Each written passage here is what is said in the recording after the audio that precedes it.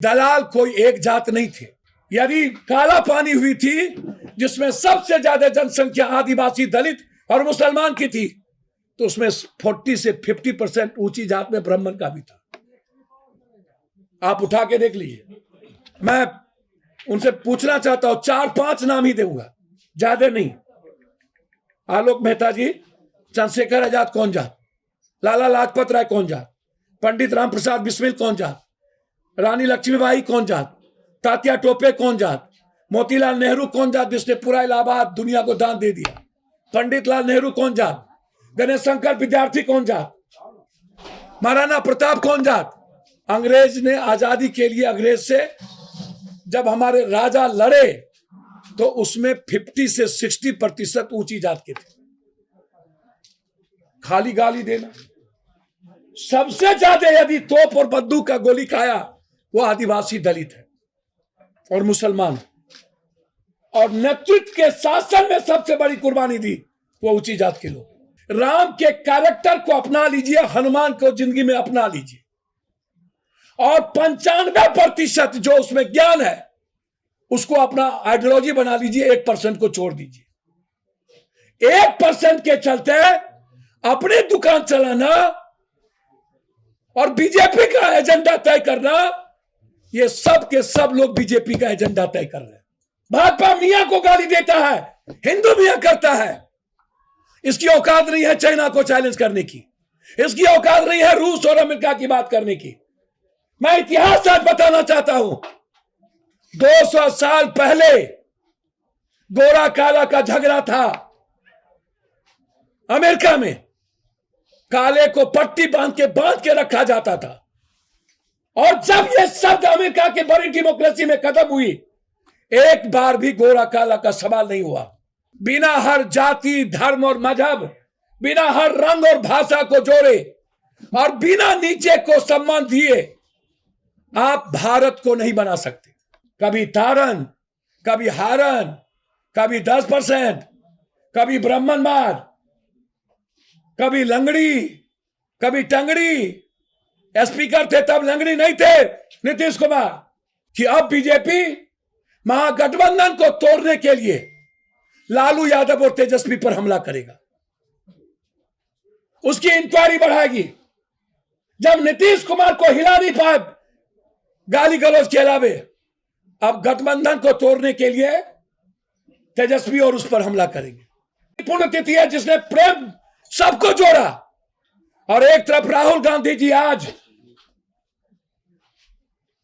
150 दिन में जिसने भारत को जोड़ने का प्रयास किया है, एक एक आदमी को, बिना हर जाति, धर्म और मजहब, बिना हर रंग और भाषा को जोड़े और बिना नीचे को सम्मान दिए आप भारत को नहीं बना सकते।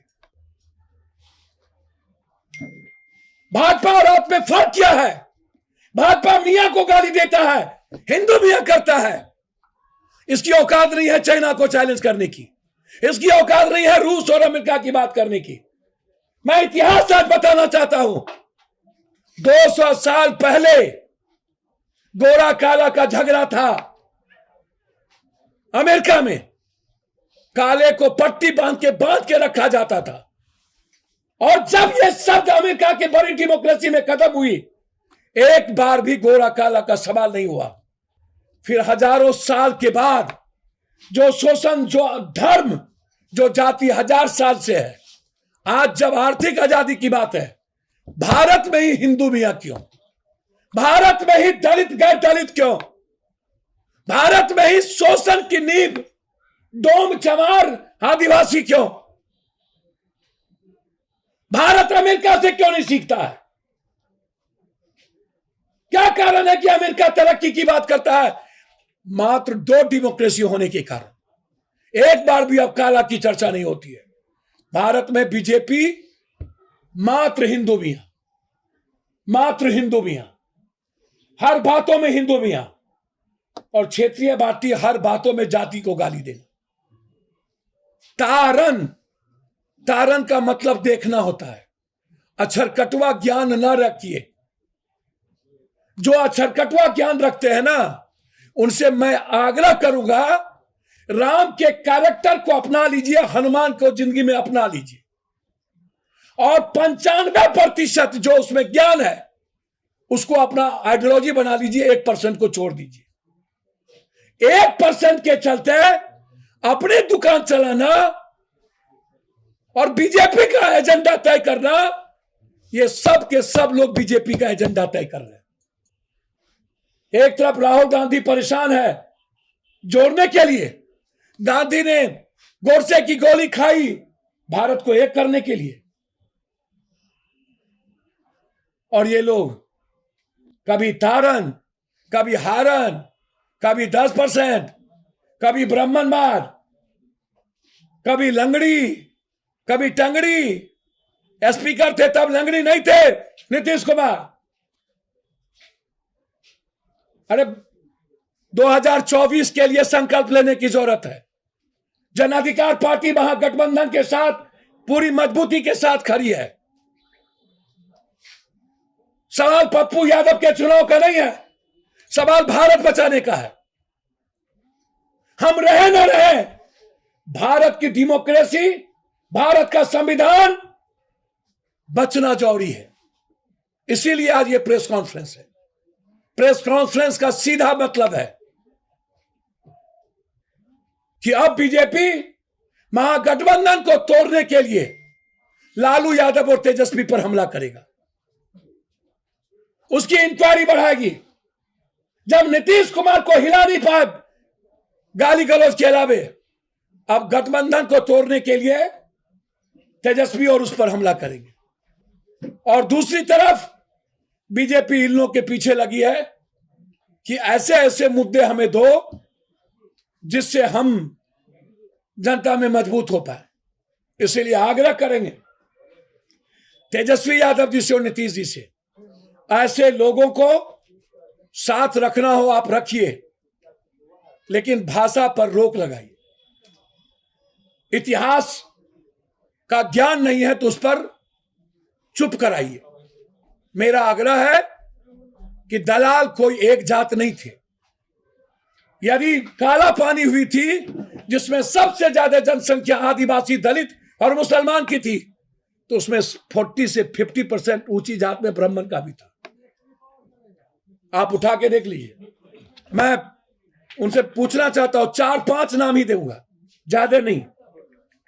आलोक मेहता जी, चंद्रशेखर आजाद कौन जात, लाला लाजपत राय कौन जात, पंडित राम प्रसाद बिस्मिल कौन जात, रानी लक्ष्मीबाई कौन जात, तात्या टोपे कौन जात, मोतीलाल नेहरू कौन जात जिसने पूरा इलाहाबाद दुनिया को दान दे दिया, पंडित लाल नेहरू कौन जात, गणेश शंकर विद्यार्थी कौन जात, महाराणा प्रताप कौन जात, ये मैं जानना चाहता हूं। यदि भारत की आजादी में चाहे राजाओं ने जिन कारणों से अपने अस्तित्व को बचाने के लिए उस वक्त समझौता किया था और अपनी संपत्ति बचाया मुगल और अंग्रेज से, तो उसी तरह अंग्रेज ने आजादी के लिए अंग्रेज से जब हमारे राजा लड़े तो उसमें 50 से 60% ऊंची जात के थे। खाली गाली देना। सबसे ज्यादा यदि तोप और बंदूक का गोली खाया वो आदिवासी, दलित है और मुसलमान, और नेतृत्व के शासन में सबसे बड़ी कुर्बानी दी वो ऊंची जात के लोग नेतृत्व में, क्योंकि शासन के मुख में वही थे। तो क्लियर चैलेंज है मेरा। इसीलिए नीतीश जी, जरूरत है बीजेपी के एजेंडे को रोकने की, इस पर चुप करने की जरूरत है। और जगदानंद सिंह को खाना खिलाने से बेहतर है, कितना दिन सांप को खाना खिलाइएगा। लगातार सुधाकर सिंह गाली दे रहा है, परसों भी सुधाकर ने नीतीश कुमार को गाली दिया। ये सांपनाक नागनाथ को क्यों पाल रहे हैं नीतीश जी आप दोनों? ये लोग आस्तीन के सांप है, आपके पीठ में चूड़ा भोग रहा है, बीजेपी के हाथ खेल रहा है। रोकिए इन लोगों को, बचाइए बिहार से भारत को। सिर्फ विपक्षी के गठबंधन से नहीं, हमें भी इंटरनल मजबूत होना पड़ेगा। आज यही मेरी संकल्प है छात्र इकाई की बैठक में हम लोगों ने भूमिका तय की है लड़ने की। धन्यवाद। नीतीश कुमार ने कहा